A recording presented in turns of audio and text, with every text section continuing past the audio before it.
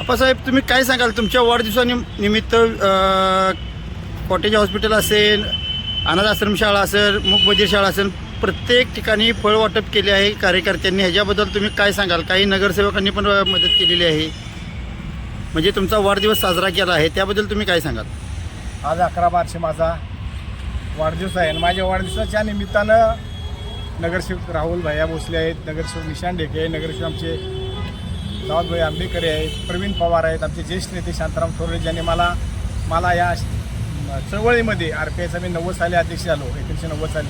तेव्हापासून प्रभाकर थोरडे, आमचे शांताराम थोरडे यांनी मला जी ताकद दिली. माझ्याकडे काही नसताना, काही नव्हतं माझ्याकडं, मला कुठला राजकीय वारसा नव्हता, काही नव्हता, परंतु माझ्या या सहकार्यांच्या चळवळीच्या आणि ताकदीच्या जोरावर मी इथंपर्यंत आलेलो आहे. आणि प्रत्येक वर्षी फक्त वाढदिवसाच्याच दिवशी नाही तर वर्षभर, मग त्या HIV पेशंट्स असतील, गोरगरीब मुलं असतील, शाळेतले वह्या पुस्तकं, त्यांना काय लागणारे साहित्य, शैक्षणिक साहित्य, अडचणी, काय मेडिसिन्स, गोळ्या, औषध, ही नेहमीच आम्ही 12 महिने काम करत असतो.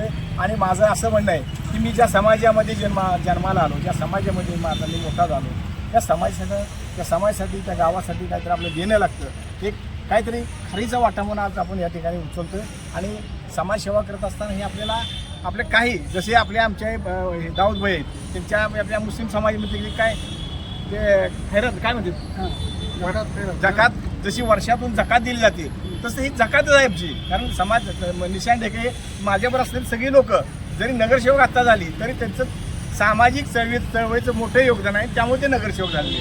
आणि ह्या सगळ्यांचा मला पाठिंबा आहे, आमच्या शांताराम दादाचा पाठिंबा आहे, सगळ्यांचा पाठिंबा आहे. आणि हा आपला उपक्रम ठोसपणे आपण आपल्याला पद असू दे नसू दे सेवा करणं माझी का जबाबदारी. मी आज मॅडमला, आपल्या इथल्या प्रमुखाला, ह्या मेडिकल सुप्रिंटला सांगितलं की बाबा पेशंट जे आहेत वार्डमध्ये, त्या वार्डमध्ये सहज आम्ही गेलो वाटायला फळे, तर इथं नाकाला असं धरून जायला लागतं, म्हणजे ते एकदम बॅड आहे, ते तात्काळ त्यांनी दुरुस्ती केली पाहिजे अशी आमची एक मागणी आहे. आम्ही विनंती केली, आम्ही काही त्याच्यावर जबरदस्ती नाही, विनंती केली. या ठिकाणी आपण सर्वांनी, पत्रकार असतील, माझे बांधव असतील, माझ्या सर्व टीम या ठिकाणी येऊन माझा वाढदिवस मोठ्या उत्साहात साजरा करून गोरगरिबांना अन्न म्हणजे फळं, फ्रूट्स वाटले, बिस्किटचे फळे वाटले, पाण्याचे वाटले, त्यावर मी सर्वांचा आभार आहे. धन्यवाद.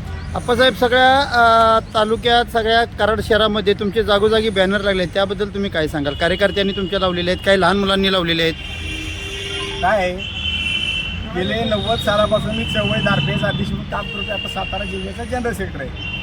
मी कराड तालुक्यामध्ये अध्यक्ष झाल्यावर गरिबाच्या झोपडीपर्यंत, आता सगळ्याला माहीत आहे, गरिबाच्या गावागावामध्ये गरिबाची झोपडीपर्यंत सायकलनं पहिले तर शांताराम दादा असतील, आमचे सावतकर असतील, किशोर तपासे असतील, आता आमचे सातारा जिल्ह्याचे अध्यक्ष अशोकराव गायकवाड असतील, त्यांच्याबरोबर मी चालत पायी प्रवास केलेला आहे. सायकलनं प्रवास करायला चळवळ बांधलेले, गावागावात शाखा केलेले. आमचे प्रभाकर थोरडे बालकेंद्राचे अध्यक्ष होते. सर्वांच्याबरोबर मी काम केले आणि त्या कामाच्या निमित्तानं मी ह्या तालुक्यामध्ये माझे